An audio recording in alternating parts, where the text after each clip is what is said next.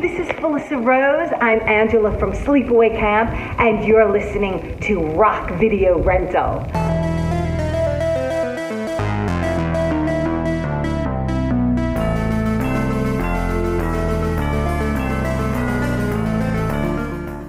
Hey, what's up, everybody? Welcome to Rock Video Rental. I am Brandon.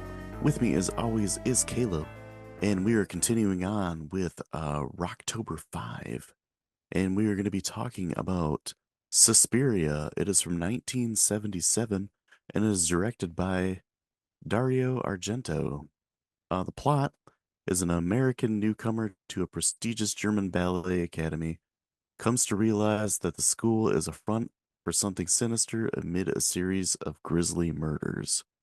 Of the cast, we got Jessica Harper as Susie Bannon, Stefania Cassini as Sarah, Flavio Bucci as Daniel. I'm probably going to slaughter this. Um, Mark Bose as Mark, Barbara Magnafili as Olga, Susanna Javicoli as Sonia, and Eva Exon as Pat Hingle. There's some Italian names in there, so I'm sure there's someone listening to this that's like, this guy sucks. I think it's funny that it's an Italian horror movie, where the main character is American, hmm and it takes place in Germany. Yeah, there were quite a few things going on here that were pretty interesting, to say the least. Yeah. This is a movie that there's a few times in my life where I have attempted to watch a movie and it wasn't hitting home for me. And then I watched it later and it blew me away. And Mhm. I kicked myself for not watching it sooner. And this is definitely one of those movies. Um, I watched like part of this movie maybe 10 years ago and I couldn't get into it. And then just this past year, I went and I saw this in they called it a Giallo double feature. It was with this and Don't Torture a Duckling. Okay. And which is funny because this movie is not a Giallo movie, even though it's made by Dario Argento, who made quite a bit of Giallo movies, but it is an Italian horror movie. And yeah, especially seeing it in a theater was amazing because this is a very visual movie.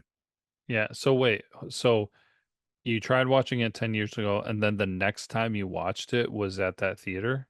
Yeah, I tried Okay. watching it like 10 years ago, couldn't really get into it, kind of got lost of what was going on because it's an Italian horror movie and they're a little hard to follow at times, especially if you're not paying super close attention. hmm And then I watched it last year, like for the first time, all the way through in the theater. Oh, wow. Okay. Yeah, because historic Howell Theater, where I go see like um the horror movie marathon every single October, hmm had a double feature with this and Don't Torture a Duckling. Rock. This was first, and like it just blew me away. Like I'd say probably like the whole last like half hour, 20 minutes, I was like super into it. And like I hmm know I was like smiling a lot because I'm like, this movie's amazing, and like why did I not get into this the first time I saw it? Um, but yeah, very visual, like almost like a work of art with like Yeah. the use of colors and uh cinematography and the music and everything is just like with this movie just works so perfectly together. hmm Yeah, it definitely is a unique film from that aspect where whoever did oh crap, what's the word for it? They go scouting the film locations. Yeah, Whoever did that for this movie should have gotten like a raise or an award or something because yeah, not only the buildings that they chose, like just so many different things because I, this probably seems so minimal, but every single scene, I feel like they thought specifically about how they were going to film it. The one that really makes me believe that is when Susie was talking to that the guy who's the friend, professor person, or what, no, the psychiatrist, or whatever it was. They met in a Yeah, in the plaza. city. Yeah, Yeah, yep. and they filmed part of it from like a building across the plaza from like the roof of the building. And Yeah, like shot way down, like, and so like the two characters that are talking are just like ants. yeah, And like when I saw it in the theater, I'm like, how in the hell did they do that shot? yeah, well, This I is was like before drones. It's yeah, like and somebody just like holding a camera and hanging out of the window of a building. basically. But I was thinking about that too, where it's just like, I mean, there were so many times in this movie where they could have just taken the easy way out, but so much thought went into it. Like even the the opening scene, which was fantastic for this movie. Hmm. There she's in the taxi going through the woods, and I was just like, I can almost guarantee you that those woods are not near the actual filming location, wherever that house Yeah. was. Like that setup was too perfect Hmm. for me to believe that they were just like, oh, we're gonna film at the airport, and then in between the airport and where the building is, we're gonna film like in some woods and stuff. No, like I can guarantee somebody went out and found those specific woods to get that really cool lighting effect Yeah. when they were driving. Like throughout the whole movie, they did that. Yeah. So, Even even before that, when she's walking through the airport mm-hmm, and just like the bright splashes of color, like, and the contrast between, the darkness outside and the bright colors of the inside of the airport, the clothes she's wearing, the color of the taxi when they're driving in the taxi, and then it goes to like, the part in the woods with the way that's lit and everything, and the girl running and all that kind of stuff. mm-hmm. Well, then the buildings that they Yeah, like chose to, like all the colors, like you were talking yeah, about, like, these yeah, mm-hmm, the the interesting like architecture of the buildings and everything too. yeah. Um, yeah, a friend of mine that I talk to about horror quite a bit, and he knows way more about horror than I do, but he made a good point, and he said that this movie is like a moving painting Yeah, where like he's like almost every single frame of this movie is like a work of art. It's yeah, visually appealing and the use of color and the contrast and the fluid motion of everything that goes on in this movie because it's relatively a slow movie. It's a slow burn where you uh, don't quite know what's going on for a fair amount of it, yeah. but the payoff at the end, you know, pays off more than a lot of other slow burn movies. It. I mean, I can understand with you calling it a slow burn movie. I didn't think of it that bad. Well, part of it too is like, I mean, context, 1977. So Hmm. I don't think there were a lot of movies that really moved too fast from that time frame. But it's I understand where you're getting to that point, but also at the same time there was enough going on that I didn't you don't really notice it as much as you would in other movies. And I say as much going on from the aspect of not only in the storytelling, there's enough going on, but just in the visual aspects of the film itself. Yeah, and it's one of those movies too where it's like something's going on in this building that's not quite right, and you're just waiting for like the main character to piece it together. And first, you're waiting for her to like recognize that things aren't quite right, and Yeah. then she starts figuring it out with help of like a couple friends, and then she pieces it together to really find what's going on. And that's intriguing within itself. And then, like, you get some of the kills, and some of those are intense because it's an Italian horror movie. The way Pat Hingle dies in it, Hmm. that like shocks me almost every time I've seen that because I've seen that more than I've seen this movie. But she is seen at first like running away from the school, and then she like shows up at a friend's place or something like that, and talking about like, how she needs to like get away. And she goes to the bathroom, and is like sees these glowing eyes Yeah. like Well, dude, outside, which is yeah, that whole bathroom unnerving. suspense scene. Yeah. Like, y- and this kind of probably actually backs up what you just said about kind of like slow burn. That was so drawn out, but Yeah. it was also so unnerving because you're just like, Hmm. something's going to happen, but you don't quite know what. So Yeah, and it that, just keeps ramping up and ramping up. Like she gets grabbed and then stabbed, and yeah, then so like this killer is like hacking her at her with a knife, and like opens up her chest cavity and then stabs the knife directly into her heart. yeah, And you see that, and then she falls through like this really crazy looking stained glass window and is mm, hanged. mm-hmm. And it's like, yeah, I think she's dead. Maybe, It's just like overkill.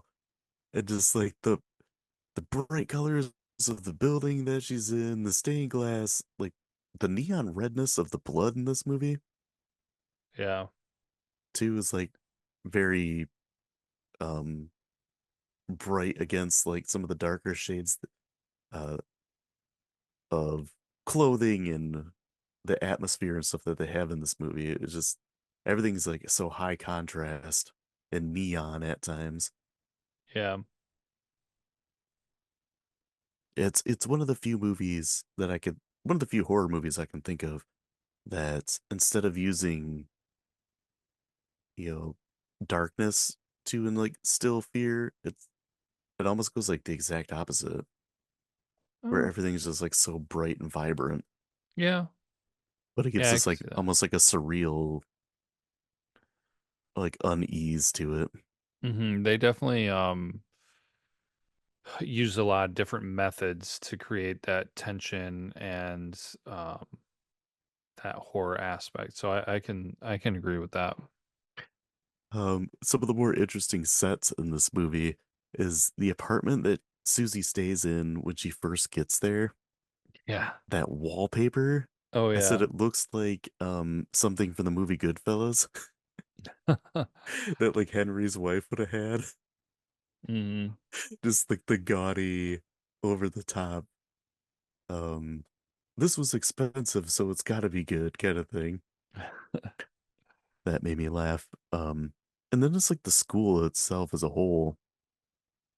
Uh, like I said, the really ornate like architecture of the building, like a lot of like gothic stuff, but then like the walls are bright red and things like that. Hmm. Um, and it's Susie like has like a weird moment where she passes out Yeah, in her one of her first day at the classes. school. Yeah, and they're like, all of a sudden, boom, she's staying there. And like, oh, you got to like take this medicine and like make sure you're eating well and things like that. And that's when things really start getting weird because she like has to take this medicine at night and it like knocks her out basically. Hmm. And her friend Sarah starts like noticing strange things that are happening. And she's like trying to tell her stuff that's going on. And we get like weird things like the whole thing with the maggots. Hmm. Like there's maggots falling from the ceiling on all the girls and everything, and they have to be put in this one room together to like sleep at night while they clean everything up. And like there's this weird like wheezing snore that's going on. And Sarah's like, I think it's the directress, even though they told us that she wasn't gonna be here, and like because I've heard this before, and Yeah, I that thought they're all that so secretive. Yeah, yeah, that whole thing was kind of weird. I mean, it does wind up meaning something, yeah, but it was very strange. But yeah, they did a good job like using that scene, even though you're kind of like sitting there and being like, what's this even important about? But they made it more intense, and kind of the way that they filmed it and did all the close-ups and everything, it was still I don't know if I would call it exactly entertaining, but it wasn't exactly boring. But that would be more to kind of support your slow burn yeah. um conversation. And it's really Sarah that starts like kind of piecing things together, and she's like telling Susie this stuff, and there's a scene where she's telling her um how she's counted like footsteps. She's like, I don't know where they're going after we go to bed, but like they're going in a part of the building that we haven't been to, and it's like every single night at this certain time, Mm-hmm. and she's desperately trying to keep Susie awake because their medicine's like knocking her out. And then one night she sets out through the school to like see what's going on, and she's being chased by something. Mm-hmm. And like her death is really strange because all of a sudden she just falls into like a room full of razor wire. Yeah, I had a note on that on being like, do you not like look where you're, because she climbed through a window and Yeah. then she like jumped down, and it's like, do you not like look where you're jumping into? Yeah. Was it like too dark that she couldn't see? I don't know. But like she goes to do a thing of razor wire and then her throat gets slit. Mm, And when I first saw this, I'm like, oh man, like she's dead. Like I was starting to like that character, yeah, which is always like a good sign in horror movies where they build a character and make you like them, and then that's when they kill him because it has more impact. yeah. Where I always compare it to like the latter Friday the 13th movies, where it's just like, here's a character, they're dead. Especially Yeah. like Friday the 13th Part 5, where it's like a million characters that you don't care about and they all die. Hmm. Yeah, it has less impact. Now, one thing, because it did happen before this, so to mention, and I was a little bit kind of confused by it. The whole, maybe we'll circle back to it. I don't know if we want to dive into it now, but like the whole dog thing, Yeah. I was confused by that because like I I don't I didn't really get. I understand why they essentially had the dog kill the guy. But why did the dog attack happen in the first place? Like they made it happen. It seemed like they made it happen. Yeah. I would say this is my interpretation of it. So the guy that shows up and plays the piano is a blind guy and he's got his helper dog with him. And he leaves the dog like tied up outside, and the dog freaks out and like bites the little boy. And the way I interpreted it is like animals have like this sixth sense where they know like if someone is inherently like evil, Hmm. or like there's not something not quite right about them that they don't like. And that little boy kind of plays into that ending because you see him like towards the ending scene Yeah. where he's like part of this group. Well, So I think that was just like the dog's natural reaction. but And that was the then, thing, and not to exactly cut you off, but this is where the question's coming from because the guy had been there playing music for at least some period of time. yeah. So it's just like, why all of a sudden now? Like the dog's tied up outside every day. Hmm. Why now? So it just, and of course, like this is probably like really getting into the fine details and everything, but I just didn't know if like maybe you picked up, because I do agree with you that I completely agree with you, where it's just like, I think that's what they were going for from the aspect of like the dog did not like the people because, they were evil. But it Yeah. just, the thought that got into my mind was just like, why now? Like, why? Like, if they knew that, then they could have stayed away from the dog like they had been for however long, because again, like I said, they didn't give any context to this blind guy being new. Like he'd been there Yeah. for who knows how long. So it just, of course, like timing and adding to the story and everything. So I think I'm kind of splitting hairs, but I just kind of wanted to make sure I wasn't missing something. Yeah. Yeah, So that's at least what I got from it. And then when the dog kills the guy, like that whole scene's kind of creepy. yeah. Like he's walking through like this big plaza and there's all these really like old buildings and there's like something watching him and like something basically possesses the dog to attack him Hmm. and kill him and that whole thing is just like intense. Yeah. Yeah. And it's Then just like payback for the dog biting the little boy basically. Um and then it's like soon after this like where Susie starts to like piece things together. The stuff that Sarah told her, the she remembers what Pat Hingle was yelling when she left about the irises, like the blue iris or whatever it was, is a secret. hmm She starts counting the steps and the direction that they're going in at night. She follows like the source of what's going on and which leads her to like the is she like the chancellor or something like that? was she the The lady Dark Queen or whatever? I That, okay. So I think the directress is like the Dark Queen. She's the main one. that was But in the there's that bed. woman that's like right under her that was like the surrogate mother to that little boy. Oh yeah, yeah, yeah. Okay, so Yeah. you're talking about the woman that she met when she went there. Yeah. Okay. Yep. She was Yeah. like running the whole thing. Yeah. Yeah. Um, she like winds up in her office and like that's where the footsteps kind of ended and she can't figure out it's like there's just a wall here.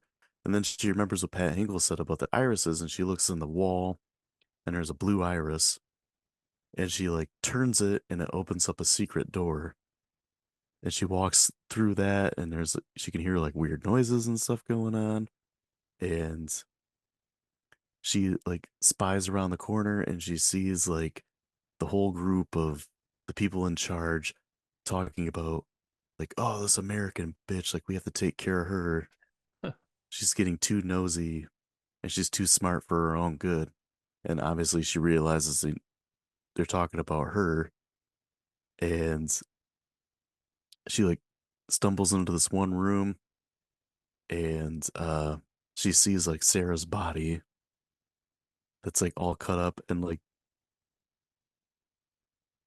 she hears like the wheezing noise and knows it's like the directress. Hmm. And this is like when the stuff gets like crazy. Yeah. Um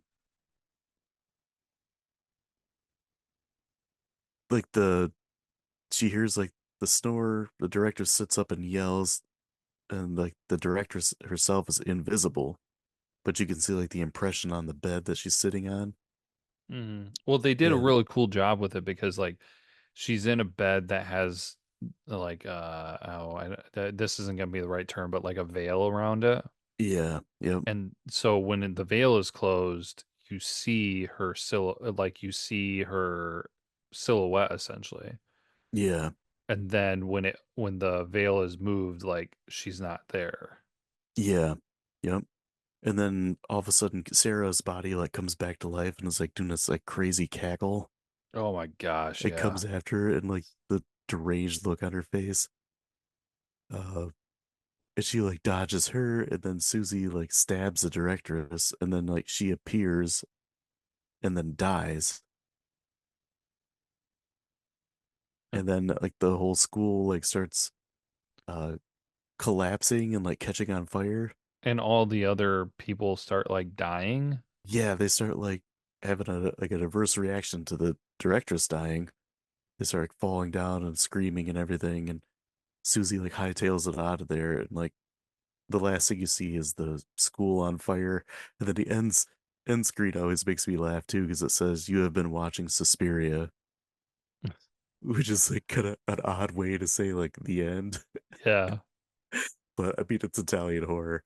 But Yeah, that whole scene where she's trying to figure out where they're going and she's sneaking around, that whole scene is like really unnerving and like high anxiety. Mm-hmm. Well, yeah, Yeah, because you're trying to, because at that point, like you know that they're talking about witches, yeah. because they kind of finally hone in on that. Hmm. But you don't really know how it's set up and like what all it means, and you still don't even really get a lot of answers. No. But you do see behind the secret door essentially and get Yeah, a little everything's bit. kind of gray. Mm-hmm. Yeah. And the little boy is part of the coven too. Yeah. I did so again, I'm probably splitting hairs here and everything, but I did find it kind of weird why they wanted her to stay at the school, Yeah. because like wouldn't it have been in their best interest if she wasn't there? Because she wound up finding out about them. Like if she had been Hmm. staying off like in town, then she never would have figured it out. I was trying to figure out too, like, so they're running this school. Is this just their way to make money, or are they trying to like recruit new women to come in and join their coven? Yeah, I was trying to understand that too. Like I was wondering if they were trying to like do like some kind of like sacrifice kind of a thing or whatever, but it's just like if this place has been running for so long, Yeah. you would think that somebody would have figured that out by then, that like people are missing and dying. Yeah. But it seemed like they were just operating and doing their own thing, and the only reason people started dying for the most part was because somebody discovered their secret. Hmm. So, but yeah, I don't know what they were like, what were they normally doing as a coven of witches? Like just hanging out? Right. Uh, just hanging out, having a potluck. Yeah, Thursday night is card night, Friday fish fry. Like, like they didn't really explain what they were doing, so it is just kind of weird. The only thing it seemed like maybe was keeping that Dark Queen alive, Yeah, but basically. they didn't really explain because here's the thing, like if the original girl had not figured out the secret, would anybody have really died? Like, would they Yeah. have just kept going on doing their thing and not bothering anyone? Because again, I'm gonna kind of repeat myself here. Like, if people kept on disappearing and dying, like people would stop going to that school. I mean, I think it'd be fairly easy to say that because Hmm. the girls would be like, "Hey, like you shouldn't come here because people disappear and die. Like we're leaving all this stuff." So yeah, it works out really well for this movie, but when you kind of stop and think about it, it raises like a lot more questions come up, I guess. And Yeah. I'm not saying that from a point of like, oh my gosh, like this ruins it, but that's just kind of how my brain works, where it is kind of like, it doesn't quite make sense to me. What was their end game here? Yeah. Yeah. No, I get that. Um, so we've gone through like the entire movie and didn't once mention the music. I know. Actually, we were talking a couple times and I was like, oh, gotta mention the music, gotta mention the music. Yeah, the music is incredible in this movie. Yes. Especially the main theme that plays quite a bit. I would consider that like a top three creepiest horror movie theme songs. It's Yeah, like this, the Halloween theme, and then the theme to The Exorcist.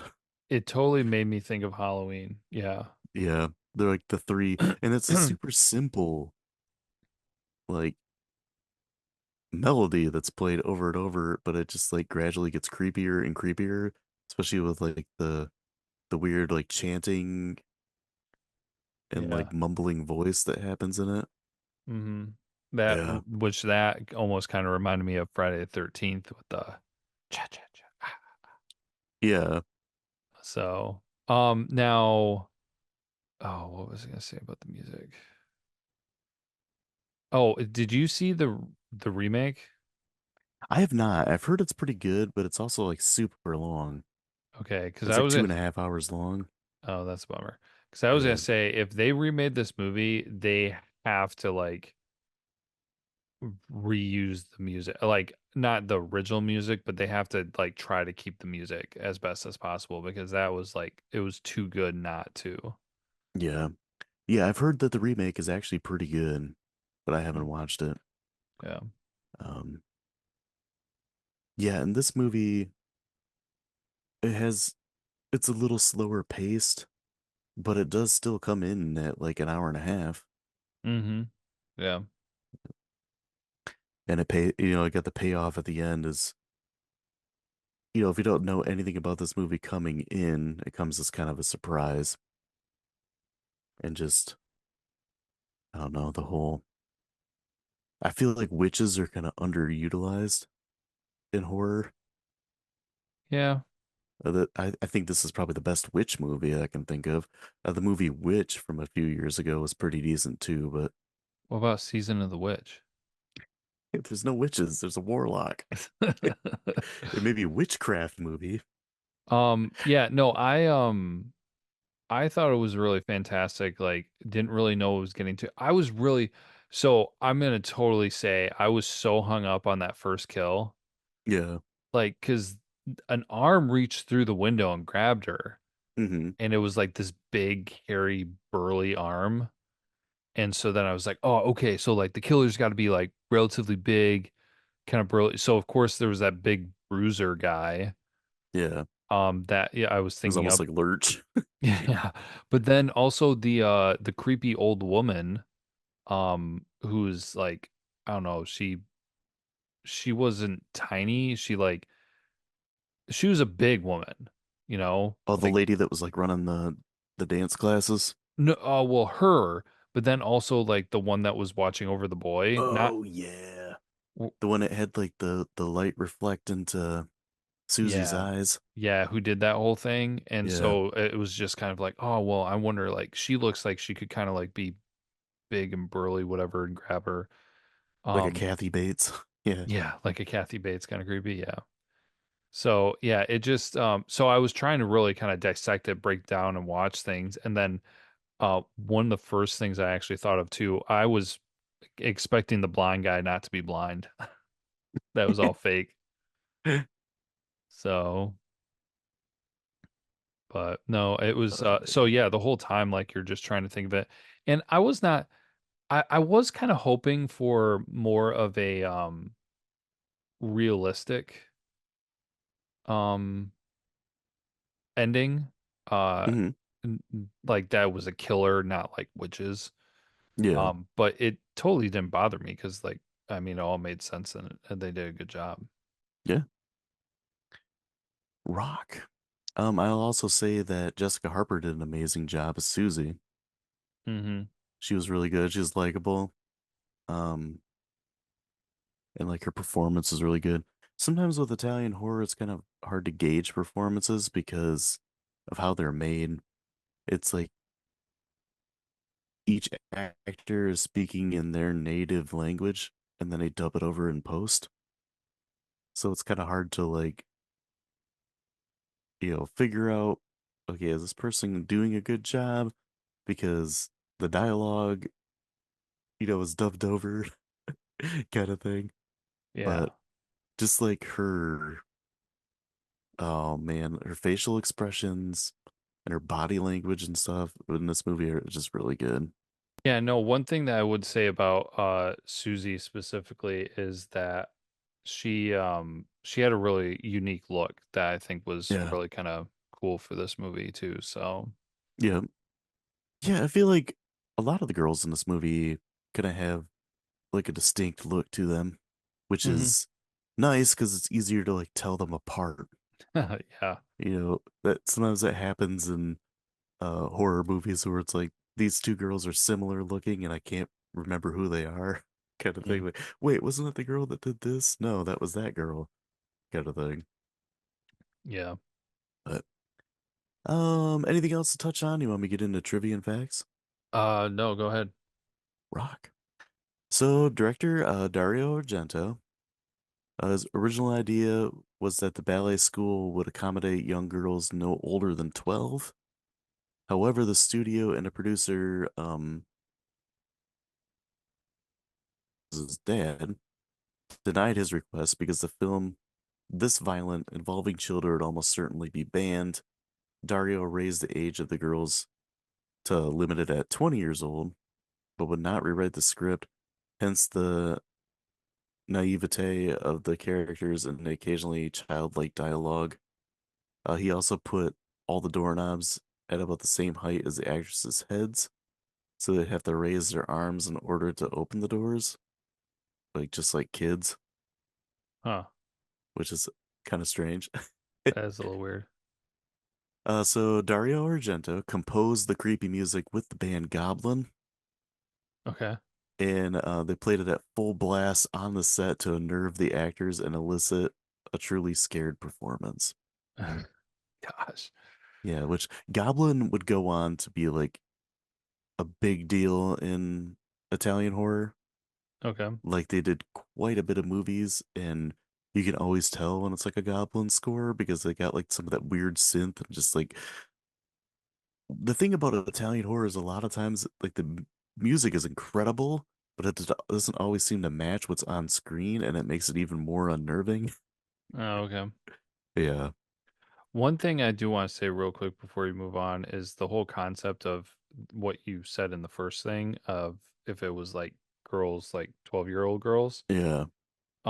Since this movie wasn't like hyper sexualized like a lot of horror movies are, I feel like it could have worked and Hmm. actually would have made it really creepy and unnerving if these were just like a bunch of young girls in a dance school trying to figure this out. Yeah. Like I feel like it could have worked. It would have been interesting. Yeah.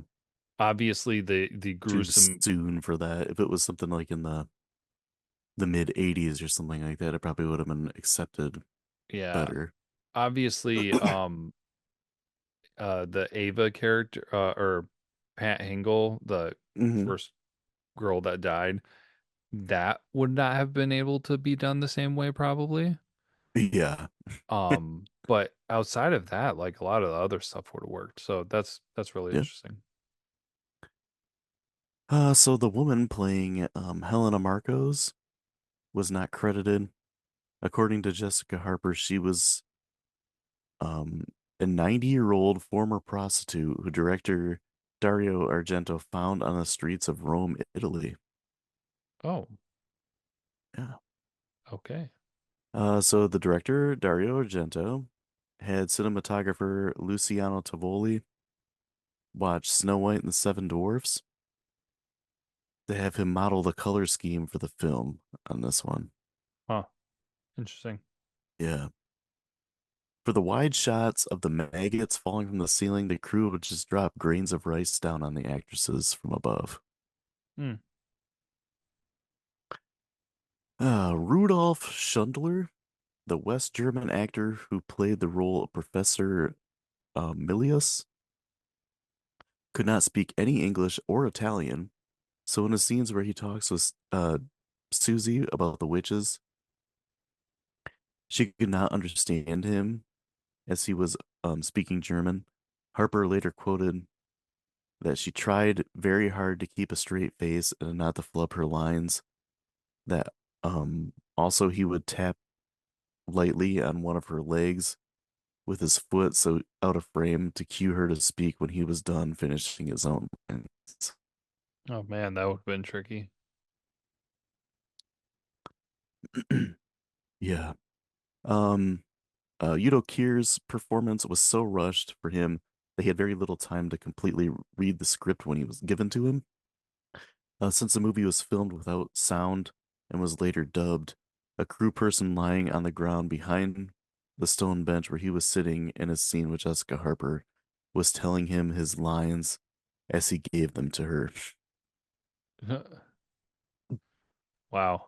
This movie was the first part of a trilogy of movies called The Three Mothers. The other two are Inferno from 1980 and Mother of Tears from 2007.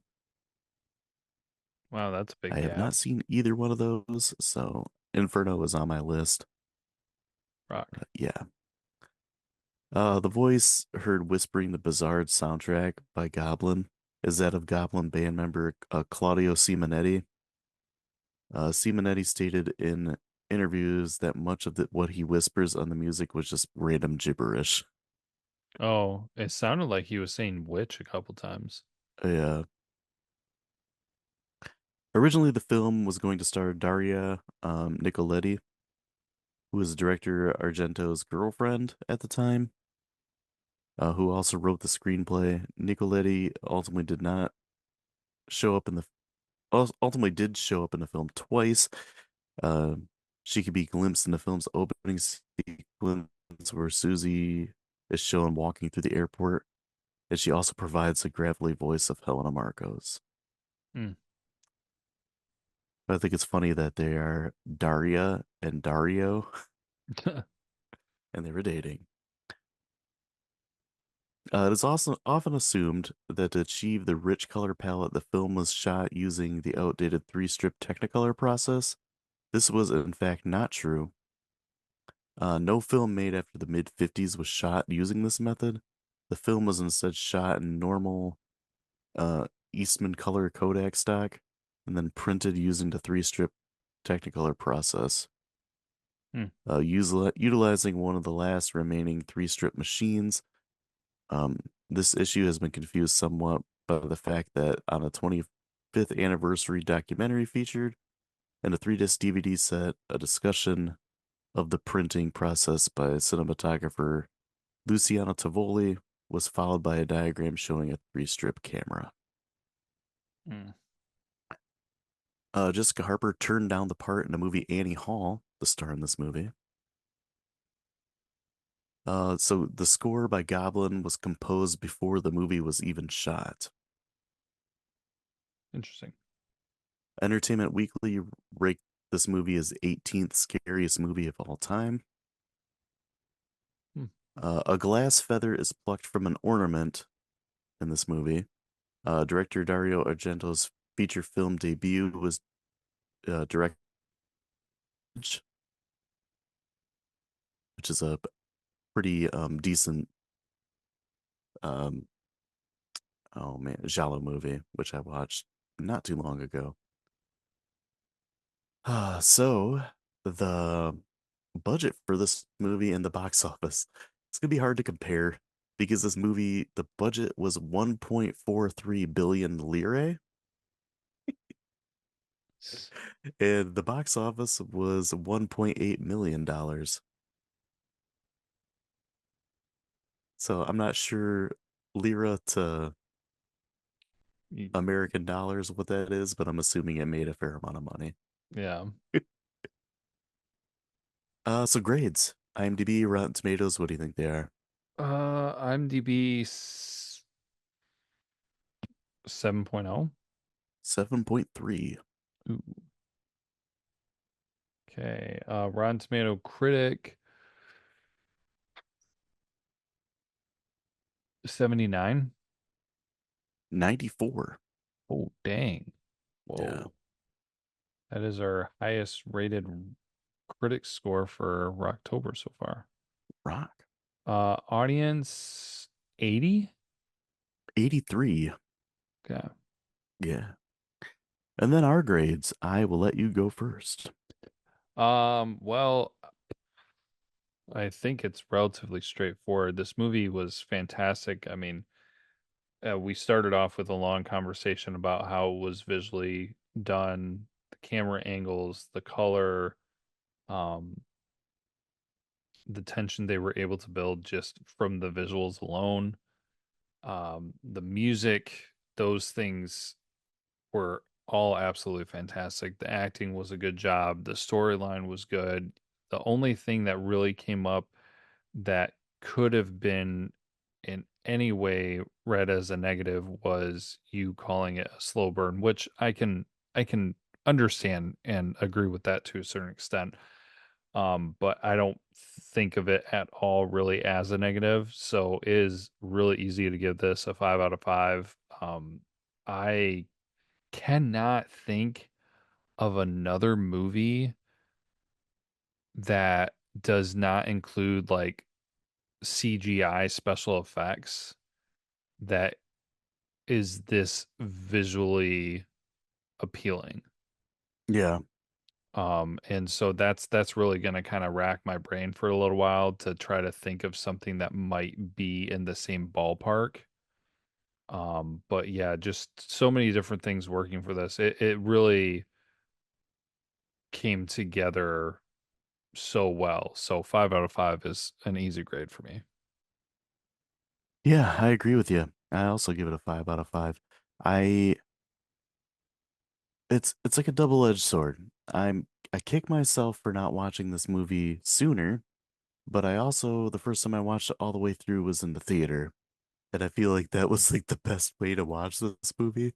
Hmm. Um, just because it is so visually appealing, and they have the big sound of the theater with the effects and the amazing music in this movie.